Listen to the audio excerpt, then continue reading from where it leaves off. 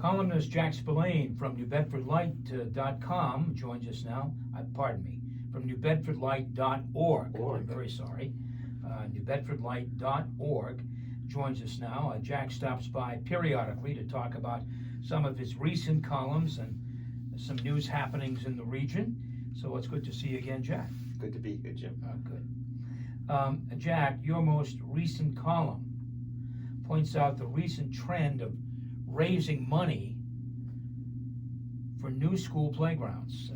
These are fundraising drives that involve, I'm sure, parents, friends, the general public.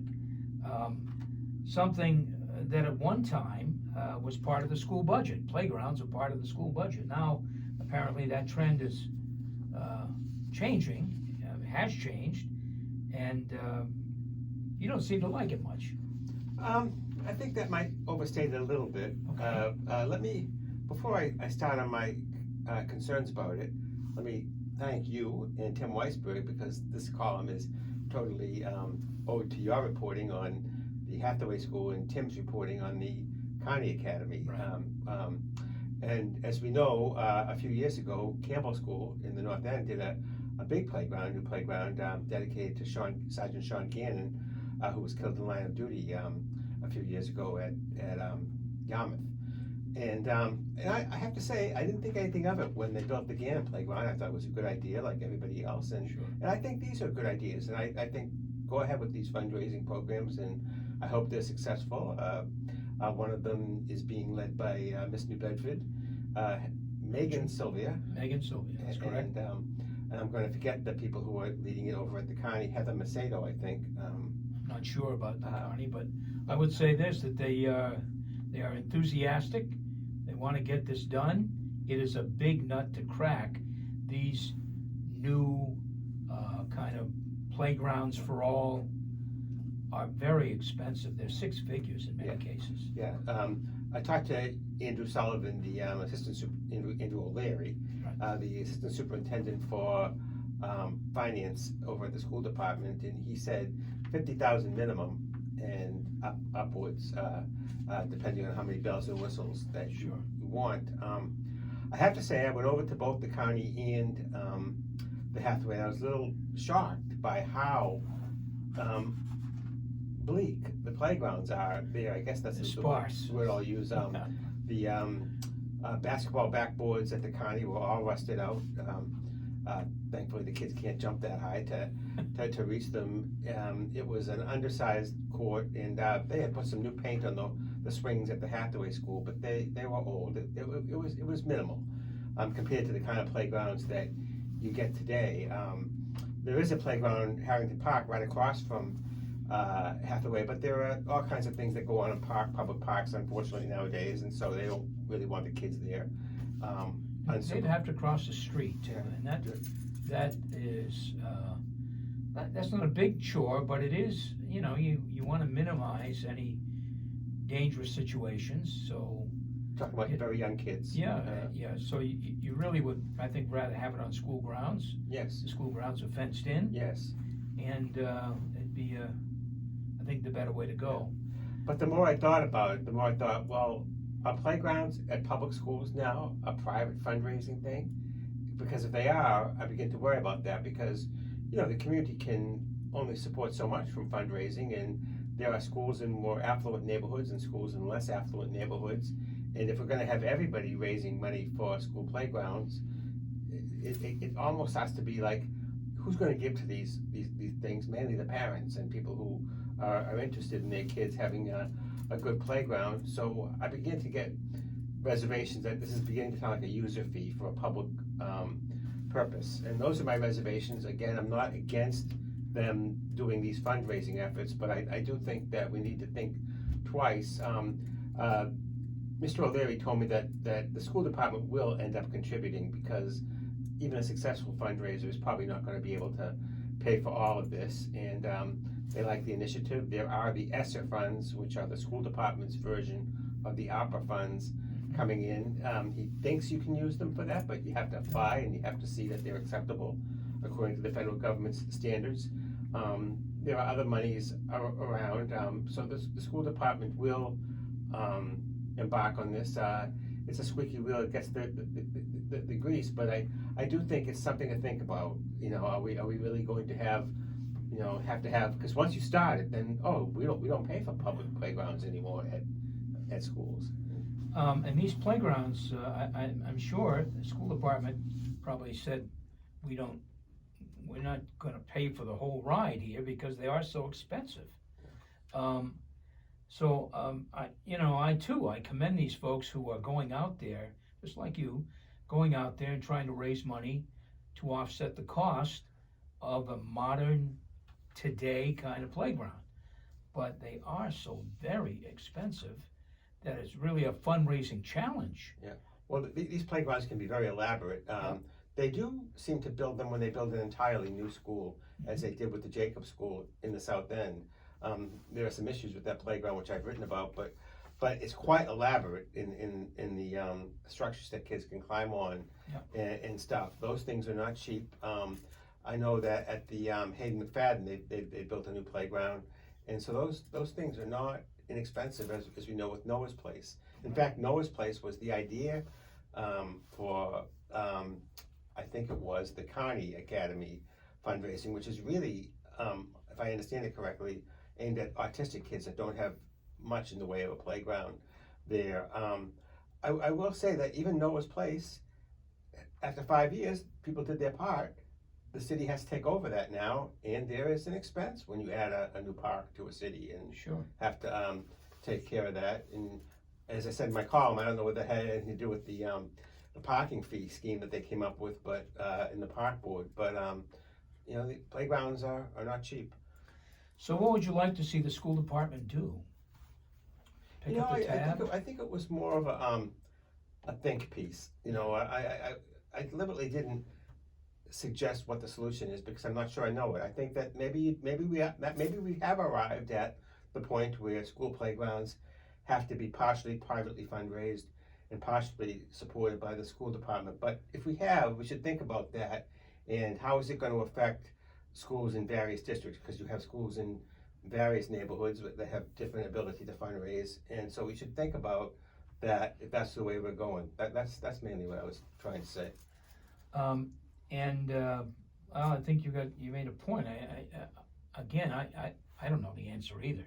I mean, we put these people on, write stories about them because we want to, it's a community event and they need the help and we'd like to help them. Sure. But in the end, it's a big nut to crack, and there's a lot of schools in New Bedford, and I can't imagine there's probably more schools in New Bedford with the playgrounds like the ones we've talked about than the newer playgrounds. Yes. There's probably a lot of playgrounds are run down. Unfortunately, that's the case, and I think that they have a challenge upgrading the schools with new windows, new heating systems. Yeah, there's a lot of things. New ventilation systems, and sometimes the playground is the kind of thing that evidently falls through the cracks. But and to be fair, playgrounds are much more expensive, as are schools, than they used to be.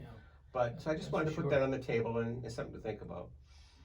You're listening to TownSquare Sunday. I'm Jim Phillips, and my guest is Jack Spillane, columnist for New Bedford Light, an online public reporting, an online publication, I should say, that's reporting on Greater New Bedford issues. You can read Jack Spillane at newbedfordlight.org. Switching gears, we've spent a lot of time recently talking about the Dartmouth Native American logo, but Fall River has some Native American issues of its own. Is that right? The Pocasset Tribe.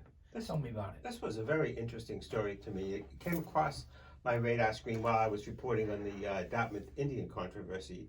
And this tribe, which is, I guess you would describe it as the most local branch of the Wampanoags, they lived roughly from Greater Fall River down through Dartmouth and up to Freetown, a little bit in New Bedford. Mm-hmm. And they had been promised, after the King Phillips War, interestingly, the Native Americans who fought on the side of the colonists had been promised this land. And Colonel Church of Little Compton, who was the one who worked with them, worked it out, so they had it.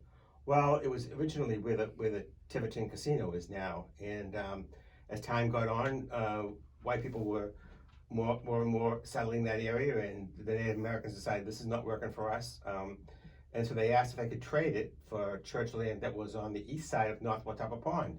They traded it for that. All this time, the state technically owned the land because, for whatever reason, Massachusetts, one of the earliest states where the natives encountered the English, did not give them total rights on the land, even though it was their reservation. It was in the state's name. So along comes the city of Fall River, growing in the first part of the 20th century. In 1907, they said, we need a water supply, and we need to claim North Watauga Pond and protect that watershed. Totally reasonable, except that this was the Indians' land. And so there was about 200 acres originally, and they took about 100 of it. So now they're down to, I think, 96 acres. And they have some issues. They don't concede that that land ever should have been taken from them. And they would like to get city water, city electricity onto the part they do control, where there is another tribe. I should note that there may be claims from the Mashpee and the Yaquina on this land because the bloodlines get intermingled in the early days, and people had Pocasset blood, and the tribes intermarried. Sure. But the Pocassets are the ones who have been fighting with the city of Fall River, and they're trying to get electricity, water on this land. And they also, the ancient burial ground, a cemetery they had, is on the city part of the property now.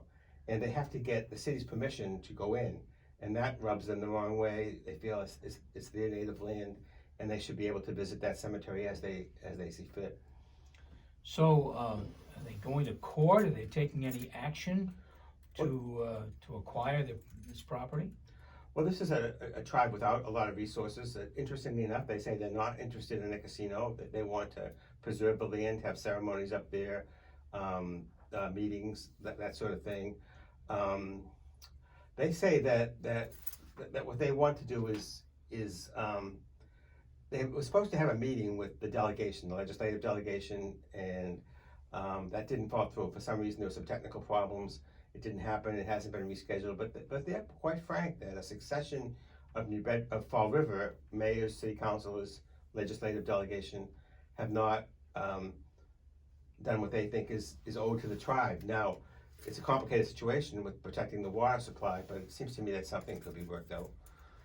Well, let's hope, for sure. I want to talk a little bit about New Bedford Light. The Fine Arts Club, New Bedford Fine Arts Club, held a second meeting Wednesday night. How did that go?